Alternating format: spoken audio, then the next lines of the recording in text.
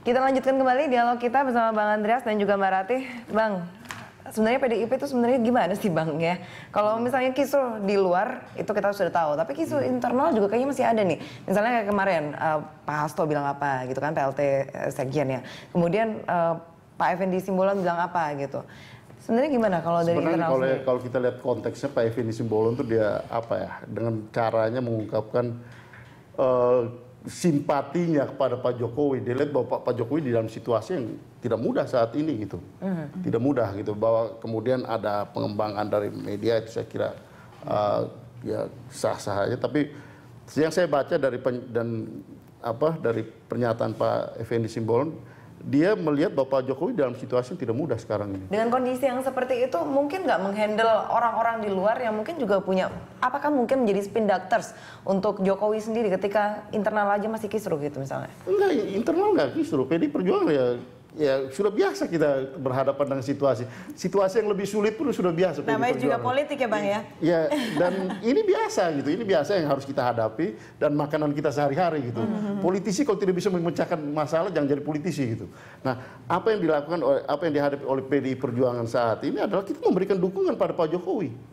Sehingga dan memberikan penguatan pada Pak Jokowi, you take the position as decision maker gitu. Nah, di situ kita penting bagaimana Pak Jokowi mengambil posisi sebagai seorang decision maker itu penting.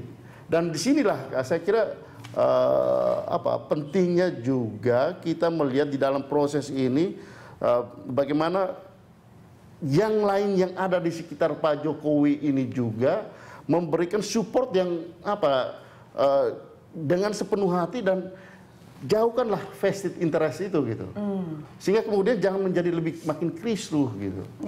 Kan banyak sekali kan, saya kira ya di mana-mana yang namanya presiden pasti semua orang juga pengen dekat-dekat gitu kan. Saya aja banyak orang mau tanya mau dekat semua apalagi presiden ingin berdekatan dengan ya, presiden karena itu makanya di dalam kepentingan masing-masing gitu Bang ya. Posisi itu presiden penting bagaimana dia secara tepat membuat keputusan dan tegas di dalam mengambil sikap. Baik, Mbak Ratih, pertanyaan terakhir. Dari relawan, dari masyarakat lah begitu ya, apa sih harapan dan keinginan untuk Pak Jokowi ke depannya setelah 100 hari pemerintahan Kabinet Kerja ini? Sesederhana ini, bahwa Bapak konsisten dengan nawacita yang dulu dia janjikan kepada kita. Dan pada saat betul-betul melaksanakan nawacita, mulai dari tubuh organisasinya sendiri.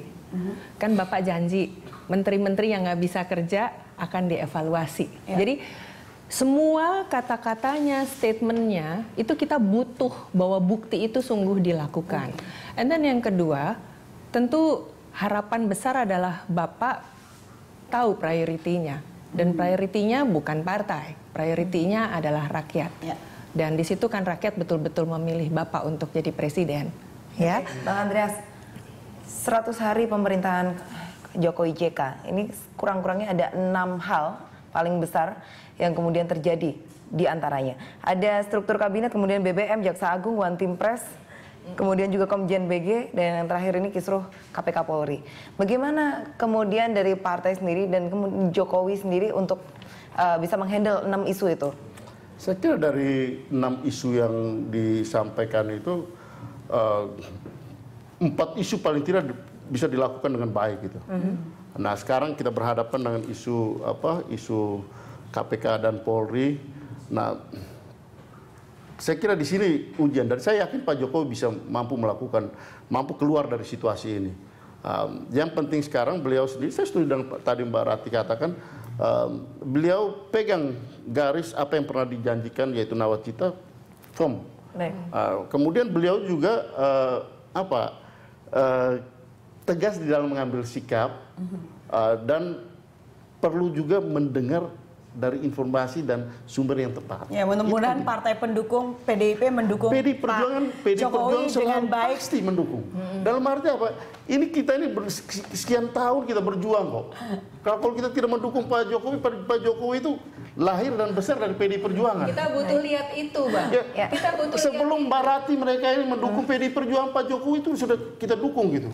Sebelum mereka mendukung, kami lah dari PD Perjuangan, artinya partai ya.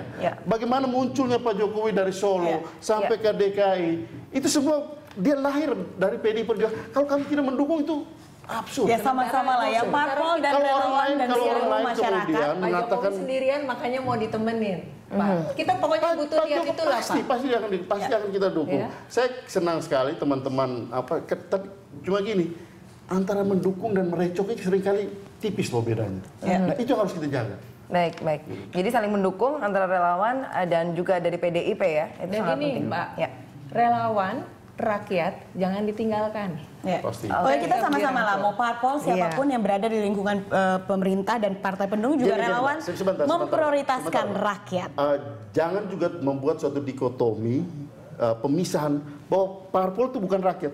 Yang inti daripada di parpol itu rakyat juga gitu. Baik, kita seluruh rakyat mendukung pemerintahan kita agar menjadi lebih baik. Terima kasih Bang Andreas. Terima kasih Mbak Ratih kehadirannya. Dan pemirsa gitaris grup musik slang, musisi Abdi Negara yang juga merupakan relawan Salam Dua Jari menuliskan sebuah lagu berjudul Where Are You Mr. President? Ya, lagu tersebut merupakan kritik terhadap Presiden Republik Indonesia agar bertindak sebagai pemimpin yang tegas dan membasmi korupsi. Pemirsa, demikian dialog khas Berita 1.